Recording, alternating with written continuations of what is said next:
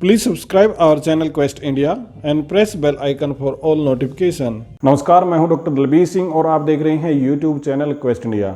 बहुत बार ऐसा होता है कि हम ईमानदारी के साथ मेहनत करते हैं किसी भी एग्ज़ाम के लिए और 100% अपना देने के बावजूद भी हमारा एग्ज़ाम क्लियर नहीं हो पाता है। और जब हम पीछे मुड़ के देखते हैं तो हमें पता चलता है कि जो स्ट्रेटजी, जो टेक्निक हमने अडॉप्ट की थी एग्ज़ाम को क्लियर करने के लिए, उसी में चूक थी, वो ही सही प्रकार से नहीं थी। तो आज हम बात करने वाले हैं इसी बारे में कि किसी भी एग्ज़ाम को क्लियर करने के लिए हमें प्रॉपर स्ट्रेटजी या टेक्निक कौन सी अडॉप्ट करनी चाहिए। हालांकि पर्टिकुलरली ये जो फोकस्ड है वीडियो, ये है HPSC के असिस्टेंट प्रोफेसर के एग्ज़ाम के प्रति और दूसरा है UGC नेट एग्ज़ाम के प्रति। इन एग्ज़ाम में तो ये टेक्निक बहुत ही ज़्यादा हेल्पफुल होने वाली है, परंतु ज़्यादातर एग्ज़ाम इसी प्रकार के होते हैं, यानी कि मेरा कहने का मतलब ऑब्जेक्टिव टाइप के होते हैं और उन सब के अंदर ये स्ट्रेटजी आपकी बहुत ही ज़्यादा काम आने वाली है। तो बने रहिएगा हमारे साथ और वीडियो को देखिएगा शुरू से आखिर तक।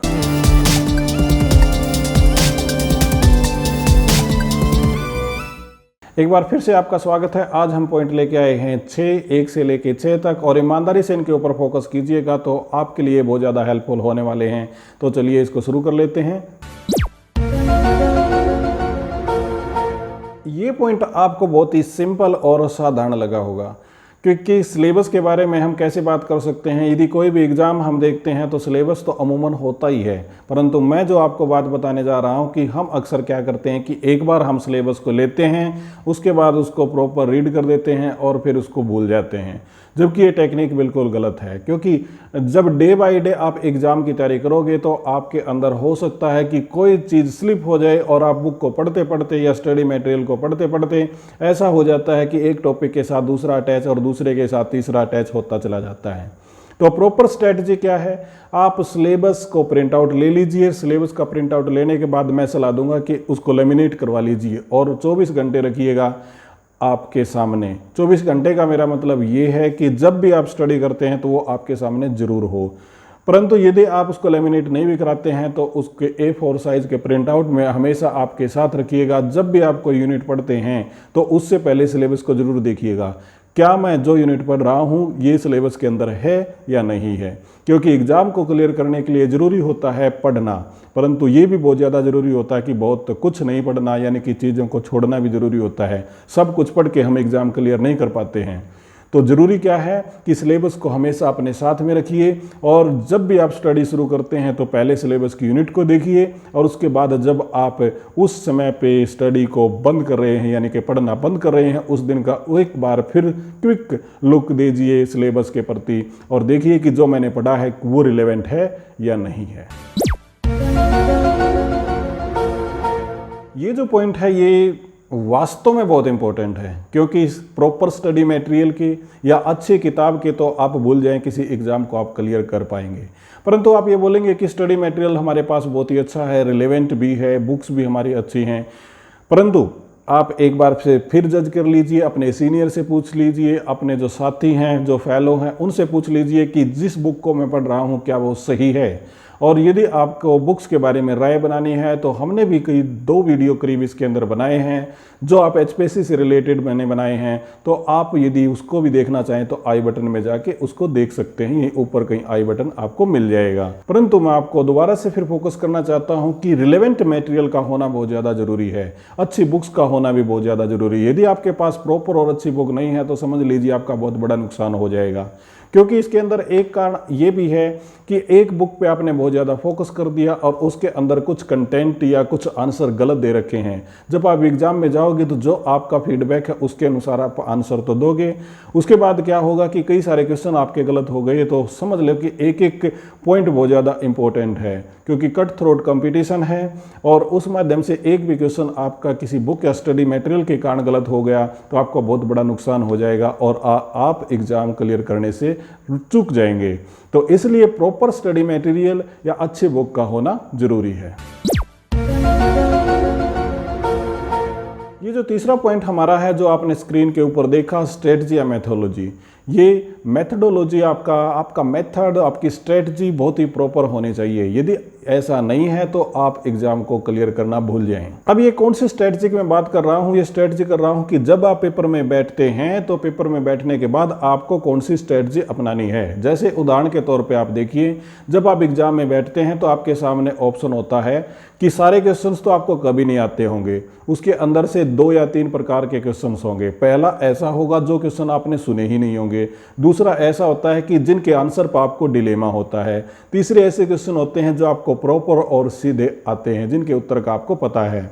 तो आप कोई सी भी स्ट्रेटजी अपना लें, परंतु ज़्यादातर जो लोग स्ट्रेटजी अपनाते हैं मैं उसको आपको बताता हूं कि सबसे पहले आप उन क्वेश्चन को सॉल्व कीजिएगा जो क्वेश्चन आपको प्रॉपर आते हैं, उनके आंसर टिक कर दीजिएगा। उसके बाद दूसरे नंबर पे आ जाइए जो डिलेमा की बात है।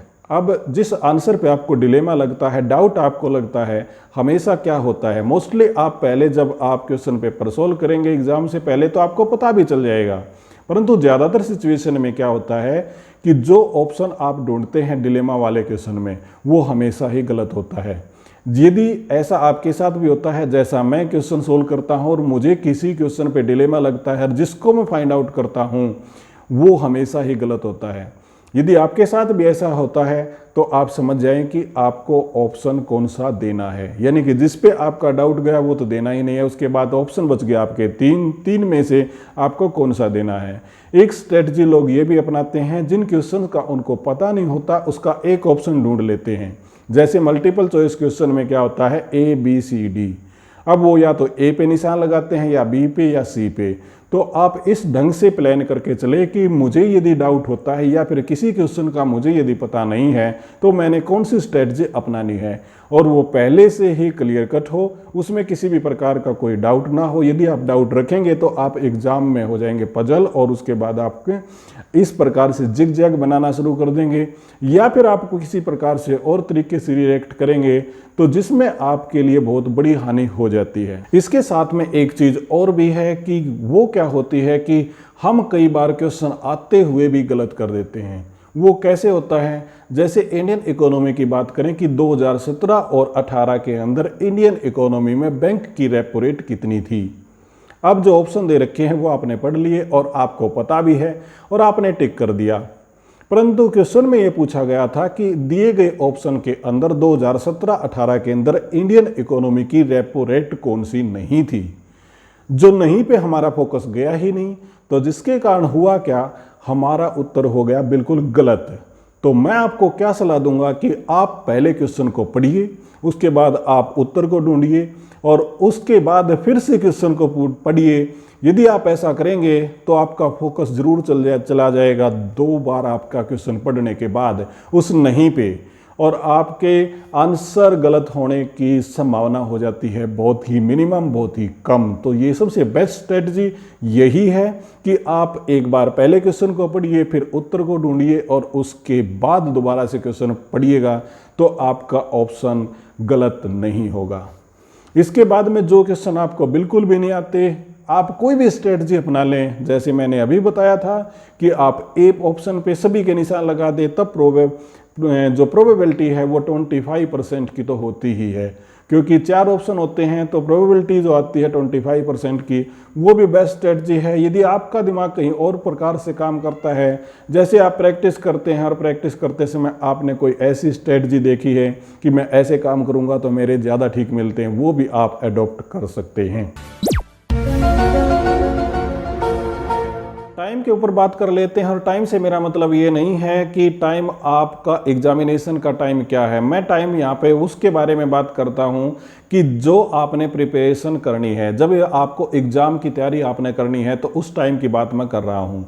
अब होता क्या है कि यदि हम फ्रेशर हैं तो हमें टाइम देना पड़ेगा बहुत ज़्यादा, और यदि हमारा पहले से डेप्थ नॉलेज है, कंटिन्यू हमारा स्टडी चल रही है और कंटिन्यूटी हमारी है, हमारे बहुत पहले से ही डेप्थ नॉलेज है, तब हमारा कम टाइम में भी काम चल जाएगा। जैसे यदि आपने नए सिरे से शुरू करना है तो नए सिरे से यदि आप शुरू करोगे तो आपको इन एग्ज़ाम के लिए अमूमन 10 घंटे तो देने ही पड़ेंगे, क्योंकि आपको कम से कम 3 बार तो सिलेबस रिवाइज करना ही पड़ेगा, उसके बगैर तो क्रैक हो नहीं पाएगा। और 3 बार करने के लिए इंसान का दिमाग ऐसा है, हम भूल भी जल्दी जाते हैं, बहुत ज़्यादा पढ़ते हैं तो और ज़्यादा असर इस पर पड़ता है। तो फोकस हमें क्या करना है, हमें फोकस इस पे करना है कि हमारा सारा सिलेबस 3 बार रिवाइज हो जाए। और उसके लिए अमूमन जो अभी टाइम बचता है या फिर जब भी आप काम करते हैं तो 10 घंटे तो अमूमन आप दें ही। यदि आपने पहले पढ़ रखा है, आपकी स्टडी कंटिन्यू चल रही है, तो आपका 5 घंटे में 4 घंटे में भी काम चल जाएगा। 4-5 घंटे आपके एनफ हैं यदि आपका कंसेप्चुअल नॉलेज पहले से ही बेहतर है, जिसको हम बेस कहते हैं। यदि आपका बेस अच्छा है तो आपका 4-5 घंटे में काम चल जाएगा, और यदि आपका बेस कमज़ोर है, ये आपको पता ही चल जाएगा, तब आप 9-10 घंटे तो जरूर दें अपनी स्टडी के प्रति। ये जो पॉइंट है ये मोस्ट इंपॉर्टेंट पॉइंट मैं कहूँगा।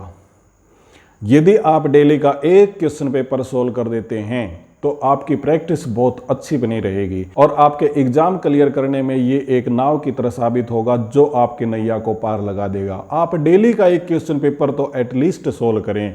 जब आप एग्जाम से पहले 100 क्वेश्चन पेपर सोल्व कर पाएंगे तब आप समझ लेना कि आपने बहुत अच्छी तैयारी की है। यदि आप 100 से भी कम प्रैक्टिस सेट सोल्व करते हैं तो तब समझिए कि आपकी तैयारी में अभी कमी है। तो आपको एटलीस्ट एग्जाम से पहले 100 प्रैक्टिस सेट तो जरूर तैयार करने हैं। तो मेरी फाइनल राय इसके बारे में यही है कि आप डेली का एक प्रैक्टिस सेट यानी कि एक क्वेश्चन पेपर जरूर सोल्व करें। यदि हो सकता है तो 2 या 3 भी आप कर सकते हैं। जितने ज़्यादा आप सोल्व करेंगे उतना ज़्यादा आपको कॉन्फिडेंस आएगा, उतना ही ज़्यादा आप एग्जाम के प्रति फोकस कर पाओगे, उतना ही ज़्यादा आपको पता चलेगा कि किस प्रकार से क्वेश्चन आएंगे, किस प्रकार से आपने टाइम डिवोट करना है, किस प्रकार से क्वेश्चन को आपने सोल्व करना है, पहले कौन से करने हैं, किस ऑप्शन पे मुझे जाना है। इन सब बातों का आपको पता तब चलेगा जब आप प्रैक्टिस क्वेश्चन पेपर सोल्व कर पाएंगे, और वो एटलीस्ट डेली का एक। ये हमारा लास्ट पॉइंट है बट नॉट लीस्ट, बहुत ही इंपॉर्टेंट ये बनता है। जब आपका एग्जाम आ जाता है, उसमें 1 या 2 दिन बचते हैं, तो उस समय पे आप फाइनल स्ट्रेटजी के तहत अपना क्विक रिवीजन जरूर कर दीजिए। सारे सिलेबस से गो थ्रू हो जाइएगा, जिसके थ्रू आपको जो चीज़ें आप भूल गए हैं, जिस पे मिट्टी फिर गई है, जिसको हम मिट्टी प्लीत करना कहते हैं, उस मिट्टी को हटा दीजिए और क्विक रिवीजन आपके काम आएगा। क्योंकि कई बार पेपर में ऐसा भी होता है कि हमें पिक्चर वाइज याद रहता है, और कई बार तो हमें ऐसा भी पता चलेगा कि फला कॉर्नर में इसका उत्तर था। थोड़ा सा दिमाग पे जब हम स्ट्रेस देंगे तो उसका आंसर हम फाइंड आउट कर लेते हैं। तो क्विक रिवीजन भी बहुत ज़्यादा जरूरी है। तो आप देख रहे थे यूट्यूब चैनल क्वेस्ट इंडिया। उम्मीद करता हूँ ये मैटर आपको पसंद आया होगा। हमारे चैनल को सब्सक्राइब करना मत भूलिएगा। इसके साथ में लाइक और डिसलाइक भी जरूर कीजिएगा। बहुत बहुत आपका धन्यवाद।